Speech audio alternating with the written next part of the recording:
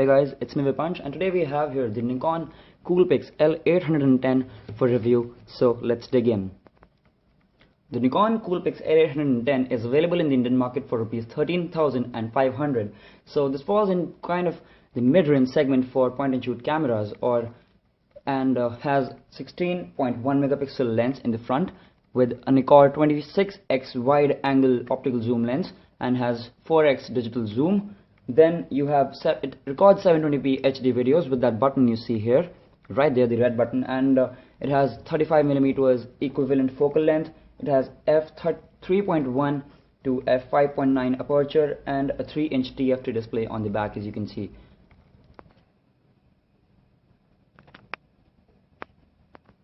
On top it has the camera shutter button, which has obviously two levels for focusing and then clicking the pictures. You also have on the side of it the zoom in and zoom out buttons. Then below that is the on and off button, which turns on the LED, green LED, when the camera is turned on, which I'll show you just now.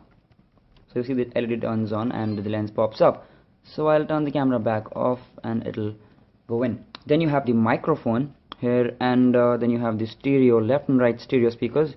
One goes here and the left one is on the left, obviously. Then you have this port to insert the strap in.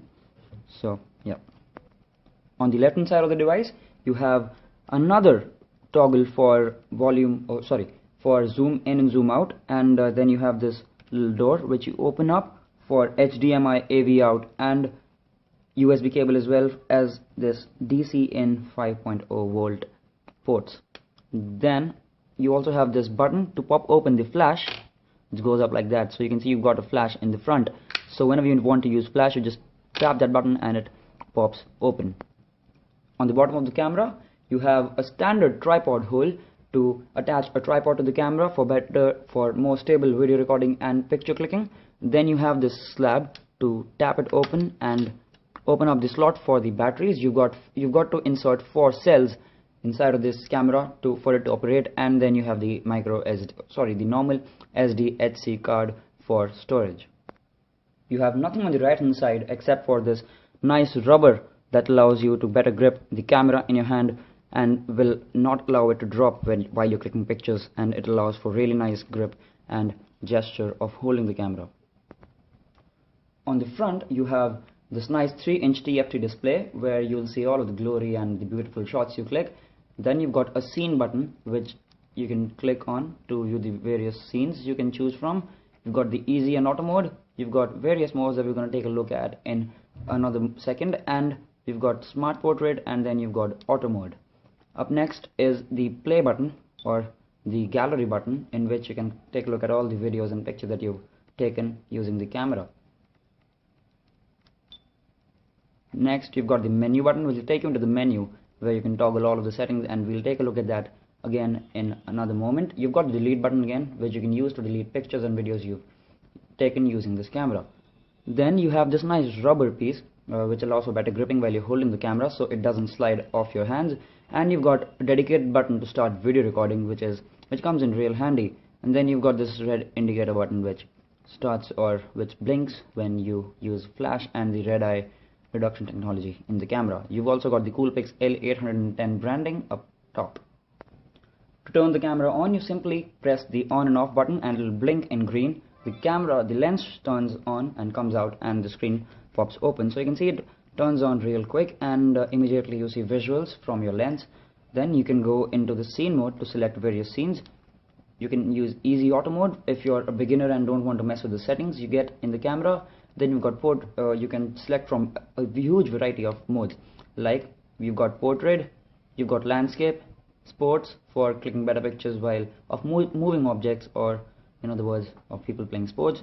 You've got night portrait for better night or low light condition pictures. You've got party or indoor. You've got night landscape, dusk, dawn, sunset, snow, beach, close up, which kind of is like macro mode.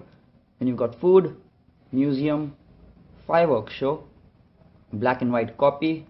You've got 3D photography. This is quite interesting, and I'll take a look at this in just a moment. Then you've got pet portrait, panorama assist, and you've also got backlighting. Next you have the smart portrait, and below that is the auto mode. So now let's quickly jump into the panorama mode and show you what that looks like. So when you're clicking pictures, it will show you these 3 or 4 arrows in all directions. So what it does is you can click a picture of something. Let's say I'm clicking a picture of this. So it clicks the picture, shows you a preview for a couple of seconds for whatever time you've chosen, and then it goes on to show you a little preview of it on the right hand side, and you can move your camera in any direction and take a panorama. Click various pictures of it, and once you're done, just click OK to end your panorama shot, and it will start stitching the pictures together. I've not clicked the panorama right now, so I'm just gonna let it go. In 3D photography mode, the camera uses the single lens to simulate that 3D effect. So what it does is it asks you to take, let's go again into that and choose the 3D mode again. So it'll ask you to take simultaneous pictures. So it says that take one picture, then slightly move the camera to the right to take another one, and it will automatically convert it to 3D. Of course, you will not be able to look at the 3D images that you click on the camera because this is not a 3D display, but you can plug it into a 7 to any 3D TV or 3D smartphone that you have to take a look at them. So I'm going to demonstrate how you do that. So you click the first picture,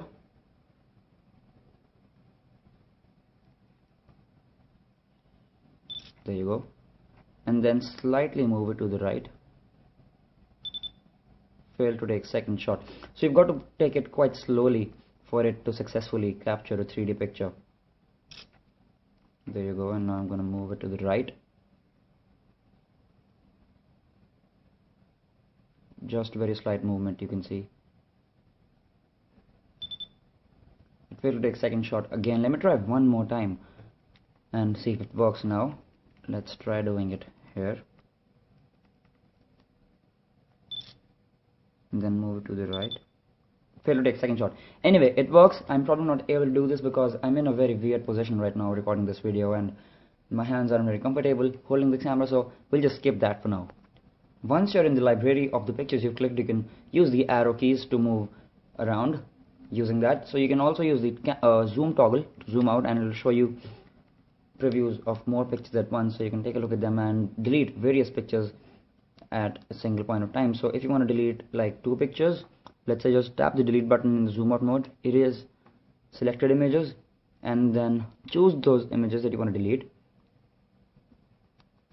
and then you don't press OK or delete again. You just tap the up arrow and it gets a tick mark. You can see there it's tick mark now, and you can select another one, tick mark it, and then click delete, or we press OK, and it'll ask if you want to erase 2 images. You click no, yes, whatever. I'm not going to delete them right now because I'll use those in the full review wherever I post it. So yeah, that's the preview of pictures and how that works. Now that we're in the settings, I'm going to show you what all options and toggles you get in the settings mode. When you're in the scene menu, you get the image mode, which is apparently not working right now. So I have to go into, I've got to go into scene and then choose your normal portrait mode for most of the settings to work. Now that you're here, you can choose various resolutions to click pictures at. You've got 16 megapixels, 18 megapixels. I recommend using 8 megapixels because that will take less space on your storage card, and at the same time the pictures will look quite good, or they should look good. You've got 4 megapixels, 2 megapixels VGA, and 16:9 at 12 megapixels. So that's kind of the resolution at which movies are shot, so that probably gives you a better idea. Then you can go into the movie options, and you can choose the quality at which it records video. By default it's at 1280 by 720p HD, so that is like 720p HD, and you've also got VGA at 640 by 480. Then you've got autofocus mode. You can select single autofocus or full-time autofocus. You've got those options as well. You've got wind noise reduction, so you can turn that on and it'll ignore the wind noise that comes in, which is quite irritating while you're recording video. Then you can go into the setup and select various things like sound settings. You can enable or disable button sound and shutter sound. You can turn on the auto off, so you can select the time, and after 30 seconds, 1 minute, 5 minutes, or 30 minutes, it will automatically turn off, and that is up to you to select. Then you've got sleep mode, and you can turn that on or off. That puts the camera on sleep. You can even format the card right from the camera itself, the memory card you have, You can choose languages. You've got a great selection of languages you can choose. We're on English right now. You've got TV settings, so you can choose various video modes that play on it. You can turn HDMI auto or manual and stuff like that. Then HDMI 3D output is what is interesting. You can turn that on or off. So if you have a 3D TV, that is probably what you want to do, and turn it on to make sure you get the 3D videos or 3D pictures. You click with this. Wi-Fi upload is also there. You've got blink warning, you've got reset all settings, battery type. So this is interesting. You can go into this and select the battery type you're using. You get alkaline, which is the normal alkaline battery cells. Then in the box you get special Coolpix batteries. So if you're using those, you can select the Coolpix option, which will better utilize battery and help conserve battery with this thing. Then you've got lithium ion batteries. If you're using those, select the lithium option, and that's how it works. Then you can go into the firmware version and check out the version you're on. We're on version 1.0, and you can check for updates with the CD that is included in the package. So let's see what else we have in the settings, if we do have anything else. Yeah, you've got the welcome screen. You can choose nothing, a Coolpix icon, or an image that you've clicked by selecting an image. I'm not going to do that. You can set the time zone and date. You've got monitor settings, on which you can see if you want to see the photo info. You can toggle that whenever you want, and you've also got brightness. I'm going to turn the brightness down here. That is what I've been looking for all along, but for some reason I couldn't find it.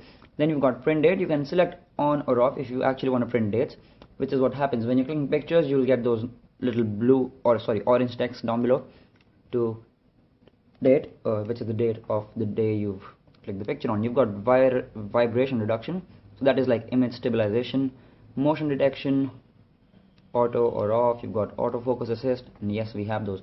So those are the settings that you're going to be using in this camera. So yeah. So in my time of reviewing the camera, I came to notice that the picture quality of this camera is quite nice, but you'll get a false observation of that, because when you're clicking pictures, the quality looks really bad, and even when it saves and shows you the preview, even that looks bad. But when you go into the gallery of the camera and take a look at the pictures, they really turn out quite good. So don't judge the camera based on the previews it shows to you while you're clicking pictures and normal stuff. You'll go into the gallery and it'll show you a better version, which is actually absolutely great. So the colors look nice. The video recording is quite great. You can tap the button again directly to start shooting video. There's no pause mode in video, and it automatically focuses as well. You can obviously zoom in and out while recording videos, and the microphone quality is also quite nice. So what else do we have? The camera is of a moderate weight, and especially with this nice place to hold, I guess it is very